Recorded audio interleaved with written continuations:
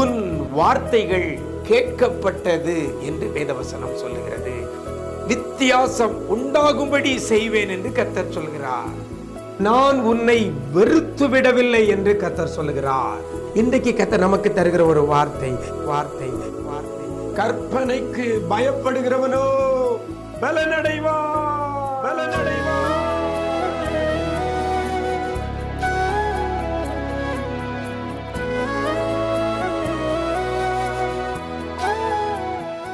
கிறிஸ்துவில் பிரியமானவர்களே, ஆண்டவரும் இரட்சகரும் ஆகிய இயேசு கிறிஸ்துவின் ஈடு இணையற்ற நாமத்தில் உங்களுக்கு அன்பின் வாழ்த்துக்கள்.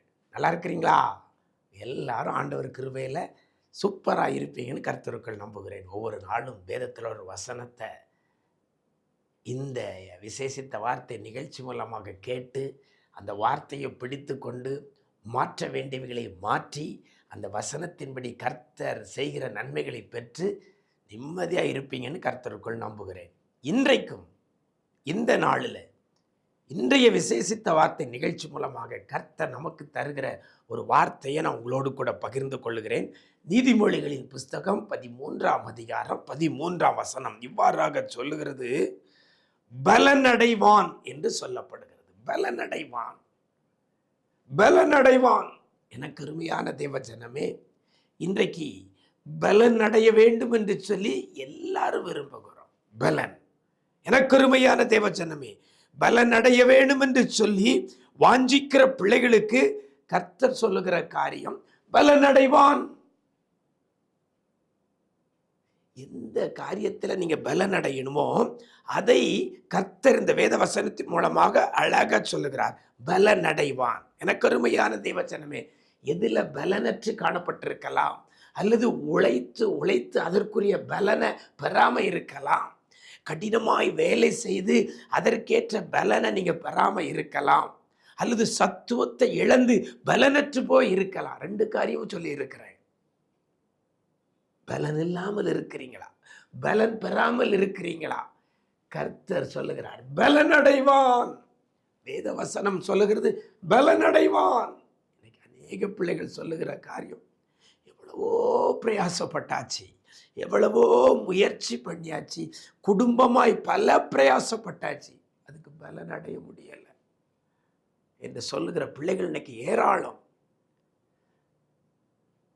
இன்னைக்கு இந்த வேதவசனம் உங்களுக்கு நேராக கடந்து வருகிறது. பலன் அடைவான். ஆண்டவரே, இந்த வசனம் சொல்லுகிறது பலன் அடைவான் என்று சொல்லப்படுகிறதே, நாம் பலன் அடையணும் அப்படின்னு சொல்லி நீங்க ஆசைப்படுறீங்களா? வேதவசனம் தெளிவாய் சொல்லுகிறது. யார் பலன் அடைவான்? அந்த வசனத்தில் ஆரம்பத்தில் சொல்லப்படுகிறது, கற்பனைக்கு பயப்படுகிறவனோ பலன் அடைவான். கற்பனைக்கு பயப்படாமல் நம்ம வாழ்வோமையானால் பலன் அடைய முடியாது. கர்த்தருடைய கற்பனைக்கு பயப்படணும்.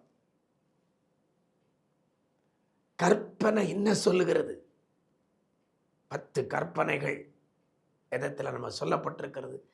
அந்த கற்பனைக்கு நம்ம பயப்பட்டு அதன்படி நடக்க நம்ம வாஞ்சித்திருக்கிறோமா?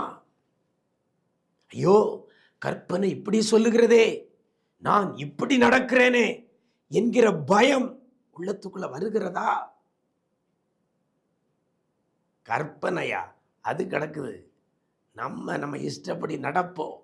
நம்ம கண்களின் காட்சியின்படியும் நெஞ்சின் வழிகளின்படியும் நடப்போம் என்று சொல்லி நம்ம நடப்போமையானால் கற்பனைக்கு பயப்படுகிற மனுஷனாக அல்ல.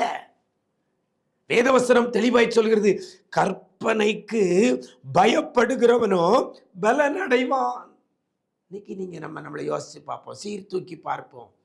நான் கர்த்தருடைய கற்பனைக்கு பயப்படுகிற மனுஷனா இருந்திருக்கிறேனா? யோசிச்சு பாருங்க, சிந்தித்து பாருங்க, சீர்தூக்கி பாருங்க, அலசி பாருங்க.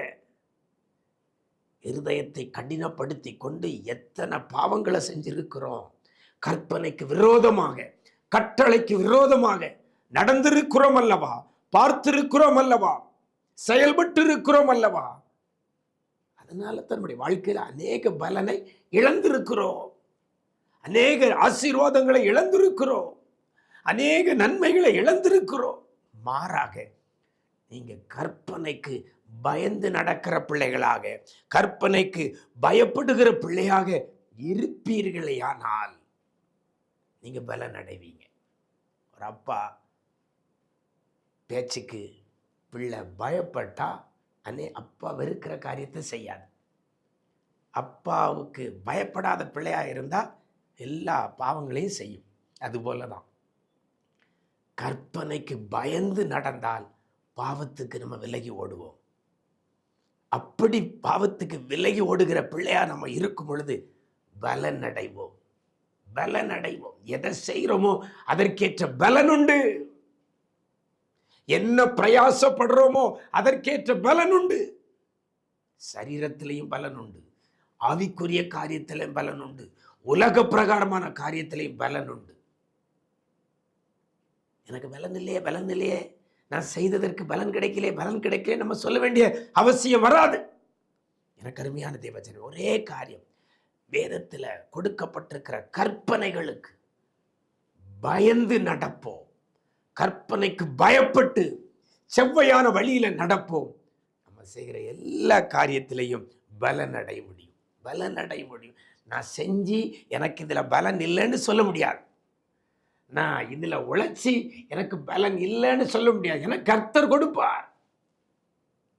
கற்பனைக்கு பயப்படுகிறவன் பலன் அடைவான். இந்த வேத வசனத்தின்படி நான் கற்பனைக்கு பயப்படுவேன், நான் பலன் பெறுவேன் என்ற நம்பிக்கையோடு கூட கடந்து செல்லுங்கள். கர்த்தர் பெரிய காரியங்களை செய்வார். நாம் ஜெபிக்கலாமா? எங்களை நேசிக்கிற நல்ல தகப்பனே, ஆசீர்வதிக்கப்பட்ட நல்ல நாளுக்காக உம்முடைய சமூகத்தில் வருகிறோம். வாழ்க்கையிலே பலன் அடையாதபடி, பலனை பெறாதபடி முயற்சி பண்ணி உழைத்து பிரயாசப்பட்டு ஒன்றையும் பெறாமல் தோல்வியே பார்த்து கொண்டிருக்கிற பிள்ளைகளுக்கு ஒரு வார்த்தையை கொடுத்திருக்கிறீங்க. பலனடைவான் என்ற வார்த்தையை கொடுத்திருக்கிறீங்கப்பா.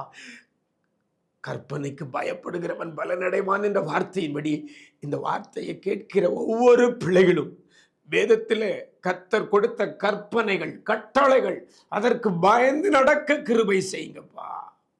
பயந்து நடக்க கிருபை செய்யுங்க. பயந்து நடக்க கிருபை செய்யுங்கப்பா. என் தேவன் பெரிய காரியங்களை செய்வீராக. கற்பனைகளுக்கும் கட்டளைகளுக்கும் பயந்து நடக்கிற பிள்ளைகள் செய்கிற காரியத்தில், முயற்சியில், உழைப்பில் மிகுந்த பலனை என் ஆண்டவர் கட்டளை இடுகிறதற்காக நன்றி செலுத்துகிறோம். பிள்ளைகள் வாழ்ந்திருக்கட்டும், செழித்திருக்கட்டும், சுகித்திருக்கட்டும் ஐயா. அந்த நாள் முழுவதும் பிரசன்னத்தில் மூடிக்கொள்ளுங்க. எங்கே போனாலும் வந்தாலும் சமூகம் முன் செல்லட்டும், பாதுகாக்கட்டும். செய்கிற காரியத்தில் அத்தனையிலும் பிள்ளைகள் பலனடைய உதவி செய்யுங்க. கிருபைகள் பெருகட்டும். மீட்பர் இயேசுவின் மூலம் ஜெபிக்கிறோம் நல்ல பிதாவே. ஆமென், ஆமென். பிரியமானவர்களே, கற்பனைக்கு பயந்து நடங்க. நீங்க செய்கிற எல்லா காரியத்திலையும் பலன் அடைவீர்கள். God bless you.